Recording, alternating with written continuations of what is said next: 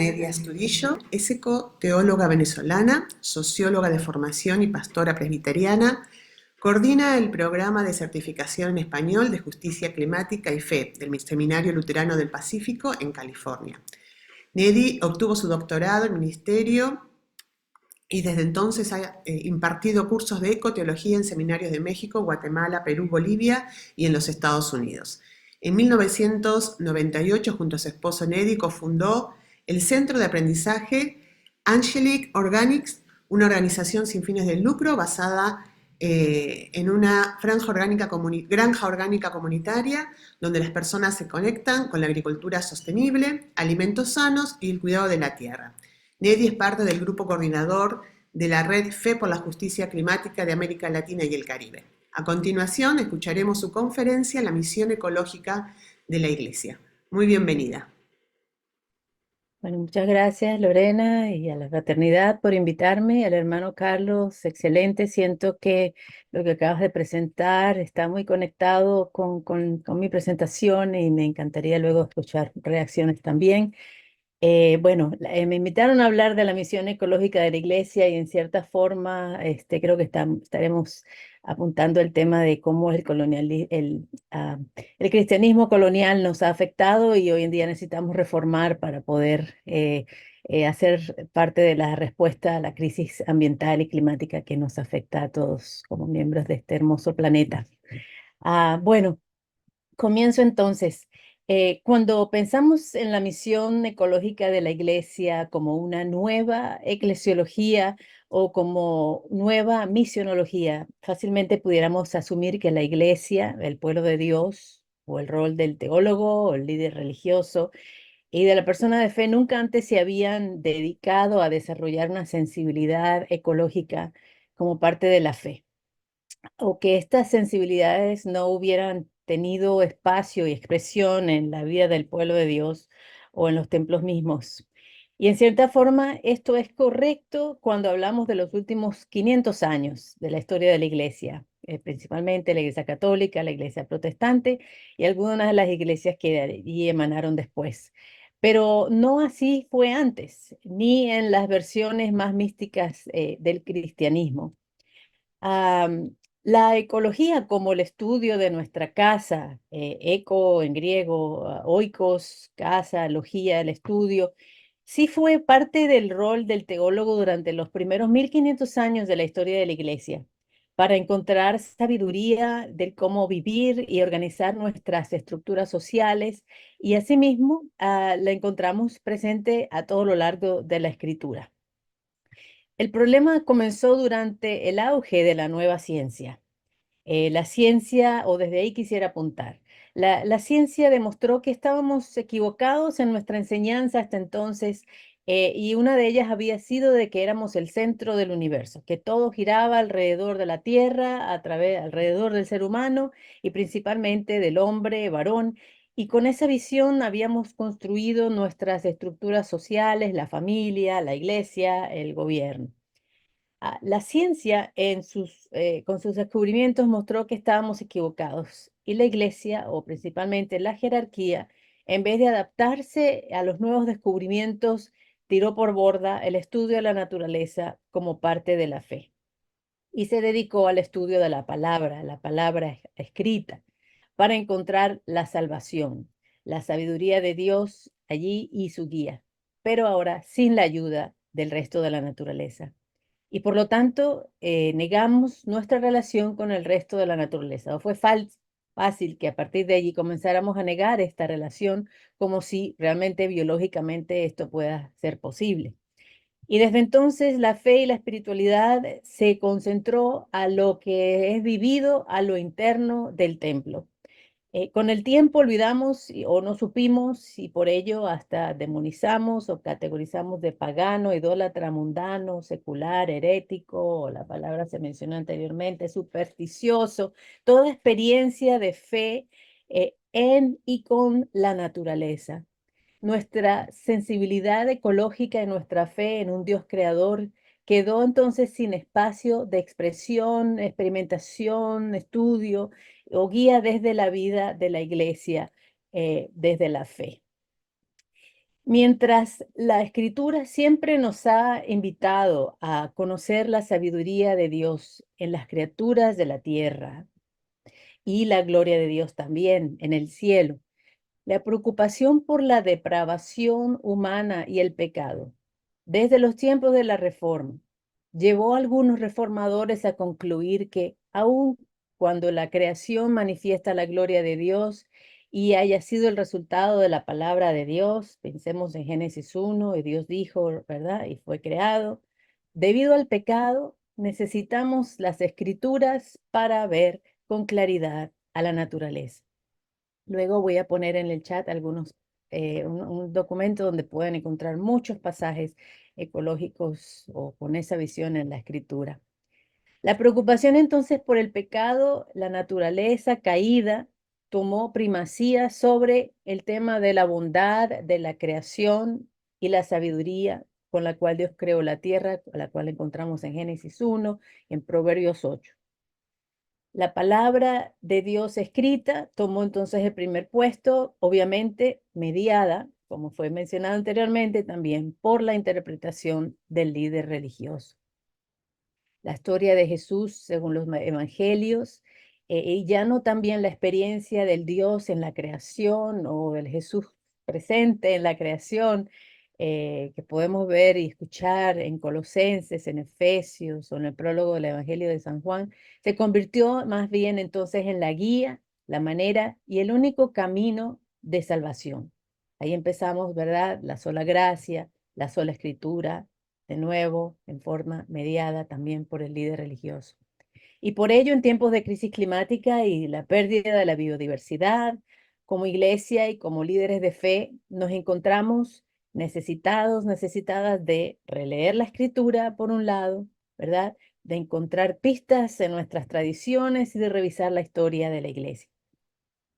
Pero también nos encontramos necesitadas de aprender de la ciencia, la agricultura, la silvicultura, la meteorología, la oceanografía, la zoología, la política, la economía, la sociología, etcétera, etcétera.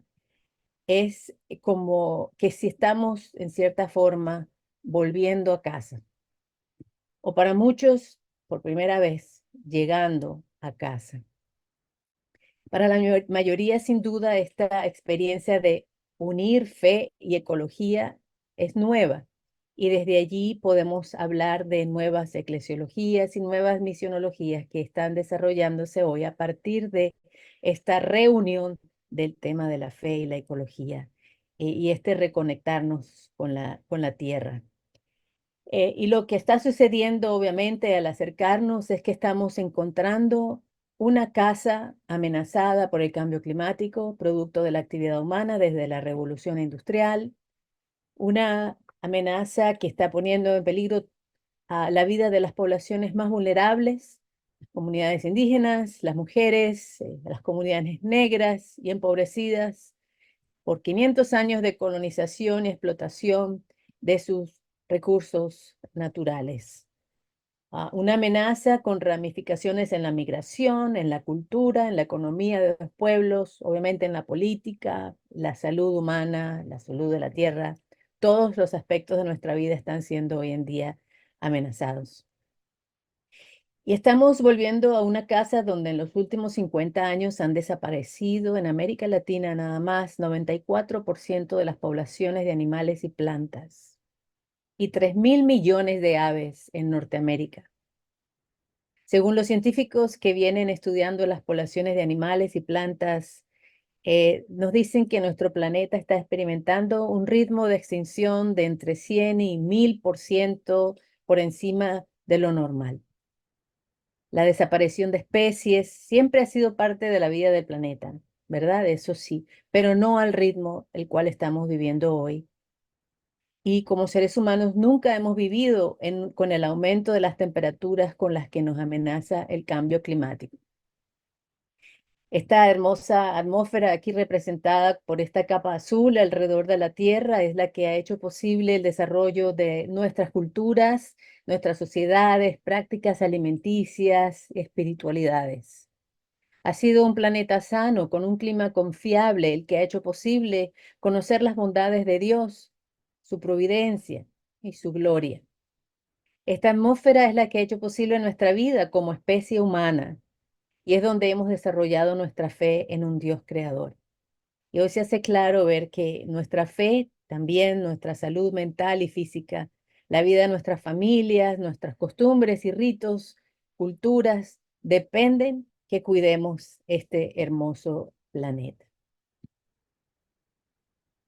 Elizabeth Johnson, una teóloga norteamericana, en su libro Cristianismo y Ecología, Buscando el Bienestar de la Tierra, y los seres humanos, es quien explica que durante los primeros 1500 años de la historia de la Iglesia, la naturaleza era vista como creación bondadosa, no como creación caída, sino el énfasis era una creación bondadosa.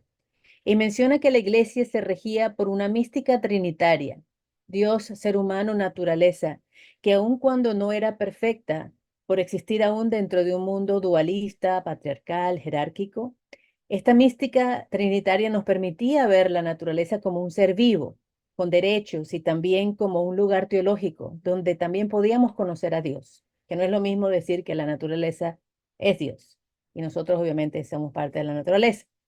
Si dejábamos a un lado una parte de esta mística trinitaria, se sabía que nuestro conocimiento de Dios, de la naturaleza y de nosotros mismos iba a ser incompleto. Esta mística trinitaria no comenzó a desaparecer solamente con el auge de la ciencia y la incapacidad del liderazgo religioso de incorporar estos nuevos descubrimientos y conocimientos. Esto hubiera requerido grandes cambios en el funcionamiento y la estructura jerárquica de la iglesia, antropocéntrica, androcéntrica, por ejemplo. Esta mística trinitaria también continuó desapareciendo con el auge de la revolución industrial y cuando la modernidad comienza a definir el bienestar humano con el acceso a la acumulación de bienes materiales, esta cultura casada con la teología reformada concluye entonces y predica que cuanto más bienes tienes y dinero tienes, a más pruebas tienes de que Dios está a tu lado y te está bendiciendo. Si eres pobre es por tu culpa o algo malo debes haber hecho, o si optas por vivir una vida sencilla, desatada, libre de lo natural, de lo material, del mercado o de la moda, es porque eres un vago, un hippie, ¿verdad? Algo anda mal contigo. Esta cultura la vemos viva hoy en la teología del progreso y en mentalidades colonialistas, desarrollistas, y lamentablemente también en el sueño americano y hasta en las campañas en pro de la energía verde, cuando no cuestionan de dónde se sacarán los minerales necesarios para la producción de baterías, por ejemplo, para energía solar, ¿verdad? Y de dónde se sacarán todos los minerales para la producción de carros eléctricos que requieren 6 veces más minerales que los tradicionales, ignorando el impacto que todo esto tiene sobre las comunidades indígenas, tanto en los Estados Unidos, donde vivo, sino también el resto de Latinoamérica. Y desde entonces le dejamos a la ciencia, a la modernidad, al mercado, a la política y tal vez a esta iglesia colonizada, encargadas de lidiar con la naturaleza, de estudiarla, en este caso no, de discernirla, de disectarla, explotarla, administrarla y utilizarla para bien del desarrollo humano. Aun cuando luego otros teólogos hayan continuado activos en la ciencia, creando universidades, estando involucrados en temas de genética, en la teoría del Big Bang y la astronomía, desde entonces hasta nuestros días, la Iglesia institucional dejó a otros el estudio de la naturaleza y de sus bienes para impulsar el desarrollo humano. Y desde entonces hasta hoy, entonces, la naturaleza pasa de ser sujeto a ser objeto, de ser un ser vivo a ser un ser inanimado, sin alma o espíritu, pasa de tener derechos a ser explotada. Ahí en este asunto de espíritu es interesante que se habla de que la iglesia es la única que tiene experiencia con el Espíritu Santo, pero toda la creación, nos habla la Biblia, está llena del Espíritu de Dios, nada vive en el Espíritu de Dios, ¿verdad? Bueno, pasa de tener derechos a ser explotada, de ser creación a ser un recurso natural, de ser un lugar teológico a ser materia prima, fuerza laboral, para fines del mercado, la revolución industrial y el desarrollo. Luego de abandonar la naturaleza como espacio teológico, el trabajo del teólogo y ahora las teólogas, también el pastor y la pastora, se concentra en discernir los asuntos de Dios con respecto al ser humano y la Iglesia, pero ya no con ayuda de la naturaleza, sino solamente desde la Biblia, la palabra de Dios escrita como un material de estudio, con ayuda de seminarios. Lo importante ahora es nuestra relación vertical con Dios. Estoy exagerando, ¿verdad? Pero es la tradición dominante. Y para muchos, entonces, la preocupación por la salvación del alma y del cómo llegar al cielo. Estoy segura que todas y todos aquí hemos sido moldeados en cierta forma por estas teologías, hemos sido parte de ellas o víctimas de ellas. Es la teología que heredamos de quienes vinieron a América Latina, ¿verdad? Con la Biblia y con la espada, y siguen llegando con maquinarias extractivas, con comerciales, con promesas de vida abundante y felicidad.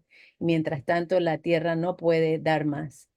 Estamos, sobre todo quienes vivimos en el norte global, explotando más y contaminando más de la capacidad que tiene la tierra de restaurarse.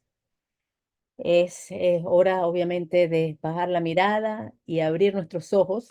Es hora de alabar a un Dios junto con la creación y las comunidades más vulnerables. En estos tiempos de crisis climática es un alivio saber entonces que esta historia del cristianismo colonial o dominante no es toda la historia, ¿verdad?, de la iglesia. No siempre fue así y podemos ser iglesia de manera diferente y aún mejor y más fiel que nunca. No necesitamos dejar la iglesia para amar al mundo, al universo. No necesitamos dejar la iglesia para encontrar a Dios también en la naturaleza, el resto de la naturaleza y ser parte de movimientos ambientales. No necesitamos dejar de ser cristianos para reconocer la sabiduría de las espiritualidades indígenas y las espiritualidades ancestrales. Y las sabidurías en otras religiones también, que también se están sintiendo llamadas y actuando para cuidar la tierra. No necesitamos dejar de creer en un Dios creador, ni dejar de ir al seminario para también escuchar y aprender de la ciencia y conocer esta hermosa creación que Dios ha hecho. Estamos en ese momento, un momento clave de la historia del planeta. Y porque estoy segura que luego preguntarán qué podemos hacer entonces, pues aquí quiero apuntar algunas ideas que ya en cierta forma he venido diciendo a lo largo de mi presentación. ¿Qué podemos hacer? Releer la escritura con una mirada ecológica, incluir el cuidado de la tierra como parte de nuestro ministerio, reconocer la tierra como amiga, como hermana, compañera, ¿verdad? Si leemos el Génesis 2, vemos que Dios creó para ayudar a Adán en su ministerio de cuidar la tierra, dialogar con las ciencias, invitar científicos a nuestros templos, retomar el estudio de la naturaleza como parte de la fe, conectarnos los temas sociales como parte de nosotros ser un ser social completo y alabar a Dios como creador y ver qué más puede eso crear, ¿verdad? Recrear en nuestros espacios de la iglesia. Como último aquí, otros ejemplos de lo que otros grupos religiosos, iglesias están haciendo, además de un movimiento interreligioso que también se está desarrollando en todo el mundo. Muchas de las expresiones que se están dando eh, tienen un sabor multirreligioso y religioso porque vemos que todas las religiones tienen este llamado a cuidar al prójimo, cuidar la naturaleza. Am, pero bueno, ahí vemos, ¿no? ¿Qué están haciendo iglesias? Bueno, desinvirtiendo de combustibles fósiles, sacando su dinero de bancos que apoyan a los combustibles fósiles y apoyando a alternativas verdes, creando estos espacios de reflexión, círculos verdes, sembrando árboles, creando jardines en sus comunidades, mercados en la iglesia, promoviendo la agricultura sostenible, el abono, poniendo paneles solares cuando es posible, celebrando las diferentes celebraciones y el tiempo de la creación cada año o en diferentes momentos del año, haciendo incidencia política, ¿verdad? A nivel nacional, haciéndose presente en espacios internacionales como las COPs de biodiversidad o la COP de cambio climático y en otros espacios nacionales, pero haciéndose presente como personas de fe para que se vea obvio y ayude a la gente a conectar que estas dos cosas no están divorciadas, son parte de un todo. Y bueno, ahí ven otros que ustedes tal vez ya han podido leer